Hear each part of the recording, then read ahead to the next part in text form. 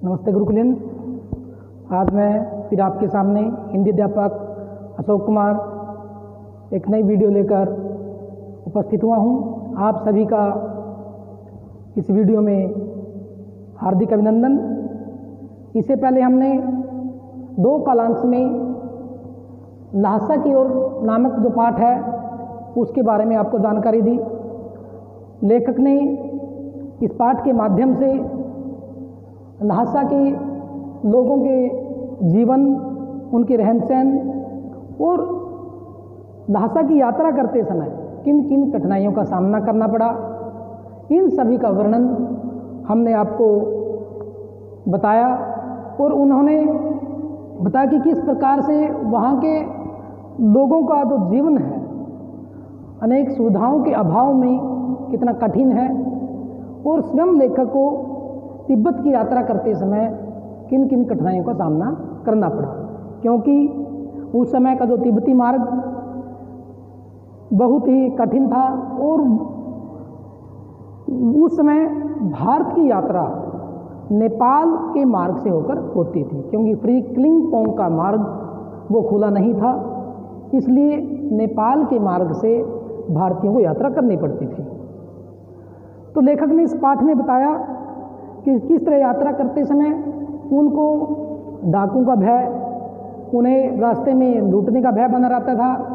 अपने जान की जान को जोखिम में डालकर इस यात्रा को पूर्ण किया। लेखक ने बताया कि किस प्रकार से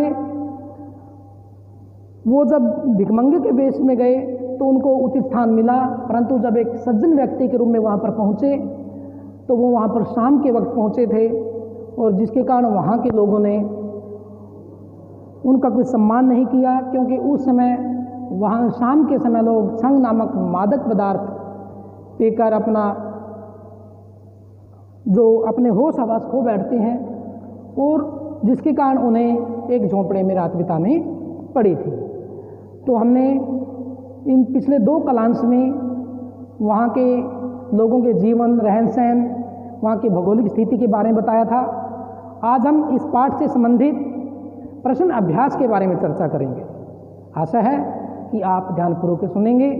तो फर्स्ट प्रश्न है जो हमारा, थोंगला के पहले के आखिरी गांव पहुंचने पर भिखमंगे के वेश में होने के बावजूद लेखक को ठहरने के लिए उचित स्थान मिला, जबकि दूसरी यात्रा के समय भद्र वेश में भी उन्हें उचित स्थान नहीं दिला सका, क्यों?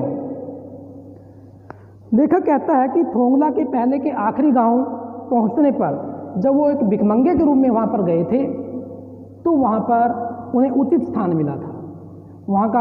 वहाँ लेखक व उसके साथियों को बहुत सम्मान हुआ।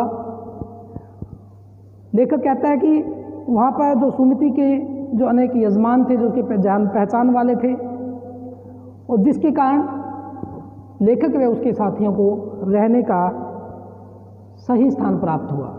लेकिन जब वो अपनी दूसरी यात्रा में घोड़ों पर गए थे, एक सज्जन व्यक्ति के रूप में वो गए थे, तो वहाँ पर वो शाम के समय पहुँचे थे, और शाम के समय वहाँ के लोग छंग नामक मादक पदार्थ पीकर अपने होश हवास खो बैठते हैं, जिसके कारण लेखक व उसके साथियों को उचित स्थान नहीं मिल सका। तो ये था हमारा पहला प्रश्न।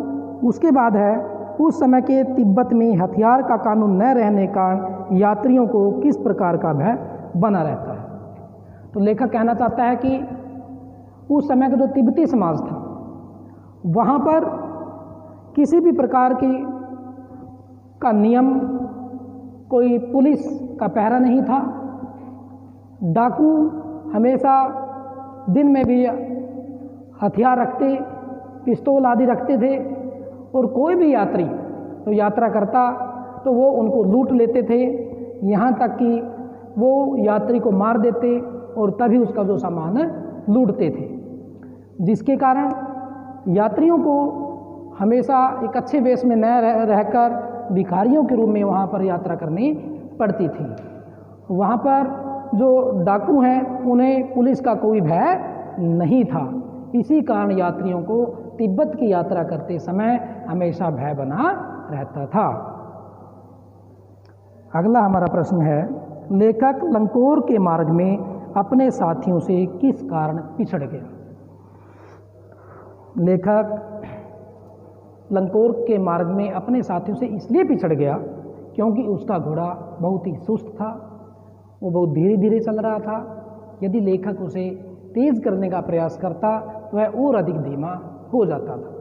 दूसरा, लेखक अपना जो सही मार्ग है वो उसे भटक गया था और मार्ग से भटकने के कारण वह 2 मील तक बाएं रास्ते पर चला गया, जबकि लेखक को दाएं रास्ते पर चलना था, जिस कारण लेखक रास्ते में अपने साथियों से पिछड़ गया।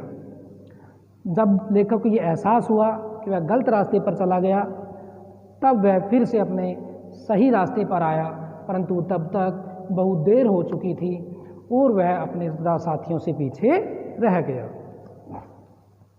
नेक्स्ट प्रश्न है, लेखक ने शेखर विहार में सुमति को उनके यजमानों के पास जाने से रोका, परंतु दूसरी बार रोकने का प्रयास क्यों नहीं किया? लेखक ने शेखर विहार में सुमति को जाने से पहली बार यजमानों के पास जाने से रोका, क्योंकि लेखक को ये पता था कि जब सुमति अपने यजमानों से मिलेंगे तो वो वहाँ पर 1 या 2 सप्ताह लगा देते हैं, जिसके कारण लेखक ने सुमति को शेखर विहार में जाने से रोका। परंतु जब दूसरी बार सुमति अपने यजमानों से मिलने के लिए जाने लगे तो लेखक को वहाँ बौद्ध मंदिर में बौद्ध धर्म से संबंधित 103 पोथियाँ मिल गई थी और लेखक इन सभी पोथियों को पढ़ना चाहता था। इसी कारण लेखक ने सुमति को शेखर विहार में जाने से नहीं रोका। लेखक को ये था कि जब तक सुमति आएंगे वो वहाँ पर 1 या 2 सप्ताह लगाएंगे, तब तक वह इन सभी पोथियों को अच्छे ढंग से पढ़ सकता था। इसलिए लेखक ने सुमति को शेखर विहार में जाने से नहीं रोका। अगला हमारा प्रश्न है, अपनी यात्रा के दौरान लेखक को किन कठिनाइयों का सामना करना पड़ा? लेखक व जब उसके साथियों ने तिब्बत की यात्रा की तो उन्हें अनेक कठिनाइयों का सामना करना पड़ा। तिब्बत का मार्ग बड़ा ही दुर्गम है, पहाड़ी क्षेत्र है, वहाँ की जो ऊंचाई है लगभग 16-17 हज़ार फुट की ऊंचाई है, जिसके कारण उन्हें उस चढ़ाई पर चढ़ते समय अनेक कठिनाइयों का सामना करना पड़ा।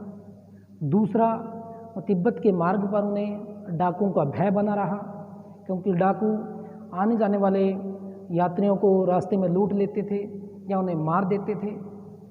इसके लिए उन्हें भिखारियों का रूप धारण करना पड़ा और उन्हें अपना सामान उठाने के लिए कोई भारक वाहक भी ना मिला, कोई बोझा उठाने वाला भी नहीं मिला।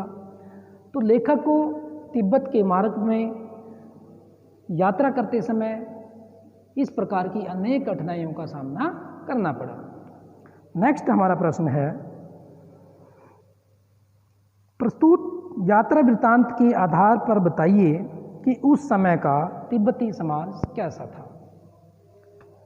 हम इस यात्रा वृत्तांत के आधार पर कह सकते हैं कि उस समय का जो तिब्बती समाज था वो अनेक अंधविश्वासों से जकड़ा हुआ था।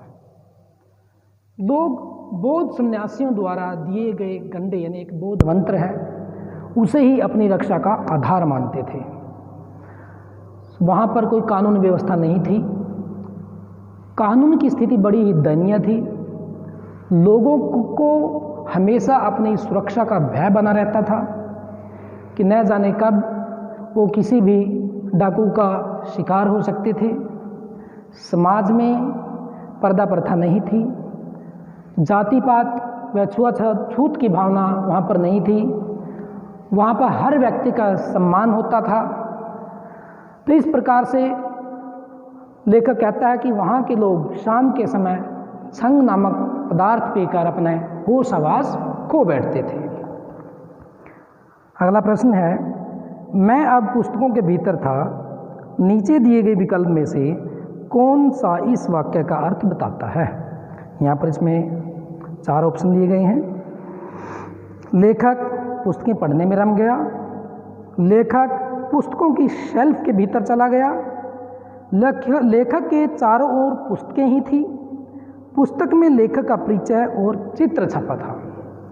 तो इस पंक्ति का भाव है कि मैं अब पुस्तकों के भीतर था, अर्थात जब लेखक को बौद्ध मंदिर में 103 पोथियाँ मिली तो वो इन पोथियों को पढ़ने में पूरी तरह से तल्लीन हो गया था, मगन हो गया था। और इस प्रकार कह सकते हैं कि इस पंक्ति से ये भाव निकलता है कि लेखक पुस्तकें पढ़ने में रम गया था। इन 4 ऑप्शन में से जो पहला ऑप्शन का भाग है वो इसका सही उत्तर आएगा। तो यहाँ पर लेखक कहना चाहता है कि जब हम किसी काम को तल्लीनता से करते हैं, मग्न होकर करते हैं, तो हम उसमें खो जाते हैं। इसी प्रकार लेखक भी वहाँ पर पुस्तकें पढ़ने में रम गया था। तो ये था आज का हमारा प्रश्न अभ्यास। आशा है कि आपने यह ध्यानपूर्वक सुना होगा और इससे संबंधित हमारी जो लिखित PDF आपको प्राप्त होगी। और तब इसके बाद हम आपको अगली वीडियो में हम फिर मिलेंगे। आशा है कि आप घर में सुरक्षित होंगे, स्वस्थ होंगे। धन्यवाद।